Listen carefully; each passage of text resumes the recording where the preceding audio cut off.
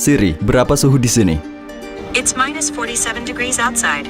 Suhu udara di Antartika antara minus 14,8 derajat Fahrenheit atau minus 20 derajat Celcius. Dan di sini minus 58 derajat Fahrenheit atau minus 47 derajat Celcius.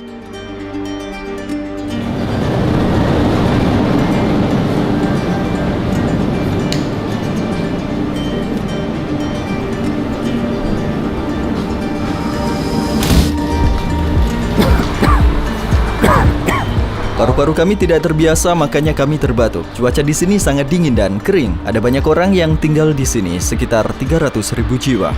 Yakutsk adalah ibu kota Republik Sakha, sebuah wilayah otonom di Rusia, 280 mil jauhnya dari kutub utara. Karena tempat ini adalah titik paling timur laut dari Siberia, tempat ini sangat terisolasi dari bagian dunia lainnya.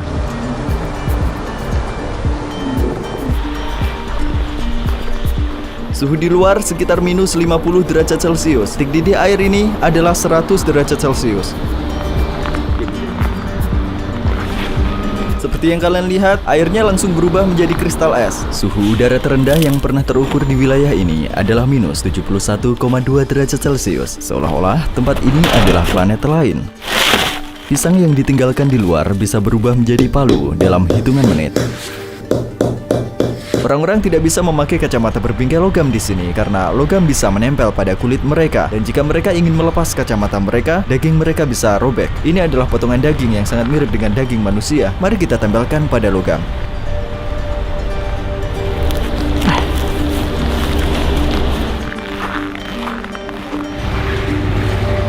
Seperti yang kalian lihat, ini adalah pipa air, dan pipa ini harus diletakkan di atas tanah karena bawah tanahnya membeku menjadi es. Jadi sebenarnya ada es setebal 100 kaki di bawah kota ini.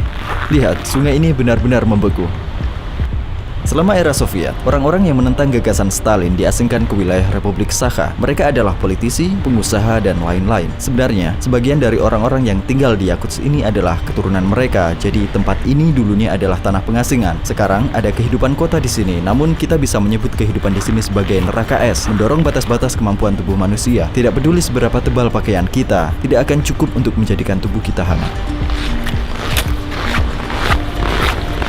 Jika memiliki mobil di sini, kalian memiliki masalah besar. Musim dingin berlangsung 6 hingga 7 bulan di sini, dan pada waktu itu kalian tidak bisa mengemudikan mobil kalian. Jika kalian bersikeras, kalian tidak akan pernah bisa mematikan mobil kalian. Misalnya, mobil dengan mesin menyala seperti yang kalian lihat di sini. Kosong, tidak ada orang di dalamnya. Ada ratusan mobil seperti ini. Dan alasan mengapa mesinnya dibiarkan terus menyala, karena jika dimatikan, ia akan sepenuhnya tertutup es dan oli mesin akan membeku. Seperti yang kalian lihat, pemilik kendaraan ini pasti telah memutuskan untuk tidak menjalankan mobilnya untuk waktu yang lama. Hanya 20 menit setelah mesin mati, kebanyakan mereka akan pasrah. Ada mobil lain yang membeku di sini, menunggu untuk digunakan kembali musim panas depan. Mobil ini menyala kan? Mari kita lihat apakah ada orang di dalamnya. Ya, tidak ada. Dapatkah kalian bayangkan berapa besar pemborosan energi di sini? Untungnya, Rusia adalah negara yang cukup kaya akan sumber daya minyak dan gas alam.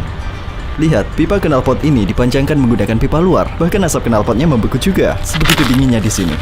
Ada penutup khusus untuk pelindung, namun terkadang ini juga tidak cukup. Bagi orang yang mampu, mereka menyimpan kendaraan mereka di garasi pemanas. Karena kendaraan-kendaraan ini terus menyala, terdapat lapisan asap knalpot yang terus menyelimuti kota. Jarak pandang seringkali di bawah 60,9 meter karena kabut asap.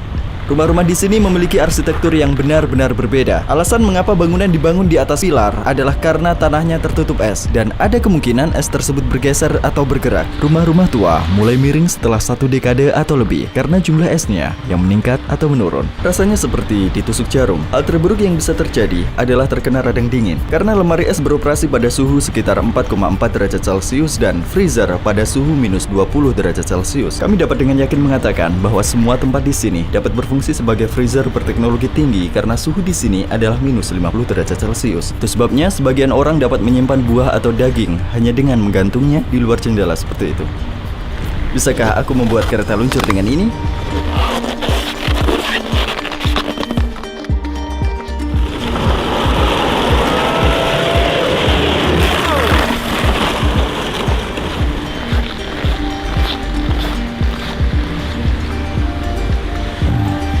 Aku baru saja melepas sarung tanganku sebentar untuk syuting. Sekarang terasa sangat sakit. Bulu mataku juga membeku. Aku coba singkirkan esnya.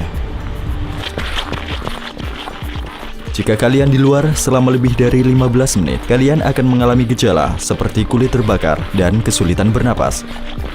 Rasa dingin yang dimulai rasa sakit seperti ditusuk jarum, radang dingin, diikuti dengan hilangnya indera perasa, kemudian berakhir dengan kematian. Dia melepas sarung tangannya hanya selama 5 menit untuk merekamku, dan ujung jarinya langsung memutih. Mikrofon kami memberi peringatan merah, dan ia tidak dapat berfungsi dengan baik. Kameranya juga tidak berfungsi seperti seharusnya. Tutupnya membeku. Ponsel kami juga tidak berfungsi. Baterainya sekitar 10% beberapa menit yang lalu, kemudian tiba-tiba mati. Padahal sebenarnya tadi hampir penuh. Apa yang kalian lihat di belakangku adalah kuburan. Ketebalan es di bawah sepatuku sekitar 100 kaki, dan lapisan es di bawah kota ini tidak meleleh bahkan di musim panas. Jadi, bagaimana orang menguburkan orang yang mati? Mereka mengumpulkan potongan batu bara dan membakarnya selama 2-3 hari. Saat batu baranya terbakar, balok esnya meleleh dan dapat dengan mudah dipindahkan menggunakan skop. Maka area tersebut dapat digali hingga kedalaman 6-7 kaki. Mayat seseorang yang meninggal 100 atau 200 tahun yang lalu dapat tetap utuh bahkan sampai hari ini. 20% total cadangan berlian dunia ada di Yakuts. Selain itu, terdapat juga semua elemen dalam tabel periodik. Ada banyak fosil mamut dan dinosaurus di bawah wilayah Yakuts. Di daerah di mana mamut pernah berkeliaran, bangkai utuh mereka masih dapat ditemui hingga sekarang ketika es mencair.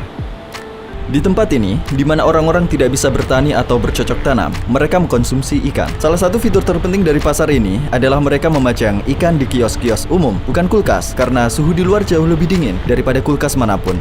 Sepotong daging yang tertinggal di luar tidak akan rusak selama berbulan-bulan. Ada juga daging kelinci beku di sini. Daging kelinci dan bebek banyak dikonsumsi oleh masyarakat sini. Daging kuda juga sangat umum. Ini beratnya sekitar 45 pon. Mereka membeli seluruh ikan ini, meletakkannya di luar, dan mengonsumsinya selama berhari-hari. Yang ini juga sedang dijual. Ya, tidak rusak pastinya. Telinganya tidak goyang sama sekali. Berapa jam kalian bekerja di sini? Примерно вот 8 часов. Sudah berapa lama kalian melakukan ini? Уже, наверное, лет Berapa lapis pakaian yang dia kenakan? вот кофта. И вот такие эти. И вот. Mereka berdiri di atas bulu seperti itu agar mereka tidak merasakan dingin dari kaki mereka. Orang-orang Yakuts, yang merupakan mayoritas penduduk, berasal dari Turki. 38% populasinya berasal dari Rusia.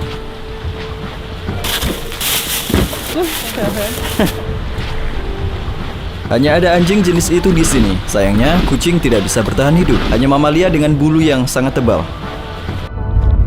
Ada 2 lapisan kaca di dalam mobil. Jadi ketika penghangat menghangatkan bagian dalam mobil, suhunya tidak langsung berubah secara tiba-tiba. Hal yang paling menakutkan saat berada di jalanan adalah bahwa orang yang mobilnya mogok bisa saja meninggal dunia. Mereka harus memperbaikinya dalam waktu 30 menit. Jika tidak, oli mesin di bawah kap akan membeku dalam hitungan menit. Jika orang terlantar di daerah pedesaan ini tanpa sinyal telepon, mereka tidak mempunyai pilihan lain selain mati kedinginan dalam beberapa jam. Itulah sebabnya setiap pengemudi membawa kotak peralatan di mobil mereka. Maria, penduduk asli Yakuts, mengundang kami ke desa mereka untuk menunjukkan budaya mereka. Perjalanan kami ke desa diakhiri dengan naik kereta luncur anjing.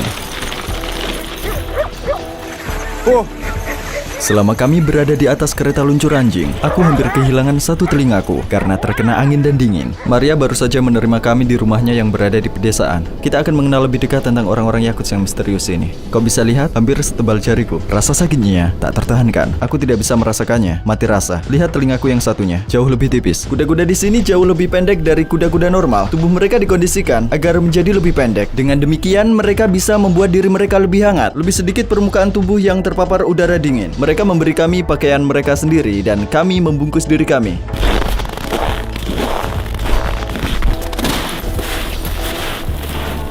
Kalian akan tahu dari kapal yang membeku di sana bahwa tempat kami berpijak sekarang adalah sebuah danau. Kami mencoba untuk memukulnya pada sudut 90 derajat. Kami baru saja mengebor lubang berdiameter 20-25 inci di sini. Sapi-sapi akan datang dan minum di sini. Kami akan singkirkan es yang pecah ini. Berapa lama waktu yang dibutuhkan agar air ini sepenuhnya membeku kembali? In 1 hour. Sapi di desa ini selalu ditaruh di lumbung selama musim dingin.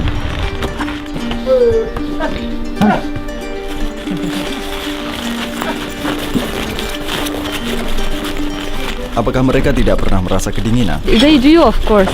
That's why they don't spend much time outside. Ini apa sebenarnya? Your ear got frostbitten. If like it lasted longer, it will be very dangerous. Mereka harus mengamputasinya kan? If they cannot save it, they can cut it because the cells are dead. For your ear, it's a traditional Yakut medicine, fat of bear. Beruang? Yeah, my father took it from hunters. Oh. This will help frostbitten and also if you burn it. Jika kalian memperhatikannya dari belakang, kalian bisa melihatnya lebih jelas. Ia bengkak parah dan mereka menyebutnya radang dingin. Aku mungkin akan kehilangan seluruh telingaku jika aku berada di udara dingin selama lebih dari 15 menit. Alam tidak main-main di sini. Berapa suhu terdingin yang pernah kamu alami? The coldest temperature is -71 Celsius. Dingin itu seperti apa menurutmu? If I have good clothes, if I have enough clothes, before -40 it's not like real winter temperature for me. -41, -48, it's like fine. Below -48, it's cold, and below -52, it's very cold. And every degree feels.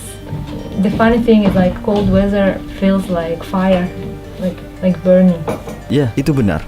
Sekarang telingaku terasa seperti terbakar. Aku merasa ini sangat panas. Sometimes people drink too much, and they fall asleep somewhere outside. And one night outside, some people didn't have proper clothes and they went to the woods and their car broke down. They couldn't call someone because no phone service. Yeah, and it ended. Apa pendapatmu tentang alam? Whole lifestyle of Yakut people, of Saha people, is taking care of nature, respecting it. Early childhood, me and my family, we used to go to the woods to fish, to hunt. It's just a part of our life. And we always remember that we are not the owners of this land. We are just guests. For example, we always make a ritual. When we go to pick some berries, we always take a little food with us. We leave it on the ground and say, nature, please share with us. Please give us some food. It's for the master of that land, for the spirit. Apa kalian percaya bahwa alam memiliki roh? For example, when we go to the forest, you shouldn't speak loud because you can disturb the spirits. You shouldn't drink there, have fun there, throw the garbage. Don't disturb, don't destroy. Yakut religion is not something which is written in a book or there is a church. Like there is one center of our religion, but it's not something that like in other religions that we do every day. We should pray. We don't do something like that. But it's in our mind. It's in our lifestyle. And it's all related to nature. Atas apa yang kalian miliki, kalian berterima kasih kepada alam, bukan Tuhan. The gods are nature. Our gods are like part of the nature. Sekarang aku mengerti. Mengapa kalian tidak pindah ke daerah selatan yang lebih hangat? Karena hidup dalam suhu seperti ini terasa menyiksa. It's a torture for you, but not for us. The first reason is my family. Like my family is here, and for me, the best is to be close to my parents, to my brothers. And secondly, I like the nature here. It's very pure. Like the ecology is very pure, and it's for me and for my like future children. Breathing fresh air, it's very important. Third, because of our culture, I want to preserve our language, our traditions, and give them to the next generations. Yakutsk juga memiliki musim panas. Pada bulan Juli, suhu rata-rata hariannya sekitar 19 derajat Celcius. Karena pemanasan global, lapisan es di dunia kita mulai mencair dan bangkai-bangkai mamut bermunculan, dan juga virus yang bersembunyi selama ribuan tahun yang belum pernah ditemui manusia modern sebelumnya bisa muncul. Ketika orang Eropa bermigrasi ke Amerika Utara, flu yang mereka bawa ke benua itu membunuh sebagian besar penduduk asli Amerika yang telah terisolasi selama berabad-abad. Flu tidak membunuh kita karena sistem imun kita kuat. Demikian pula, penyakit kuno yang yang terhadapnya kita tidak kebal dapat muncul dengan mencairnya es di wilayah ini, dan umat manusia mungkin akan menghadapi konsekuensi yang menakutkan.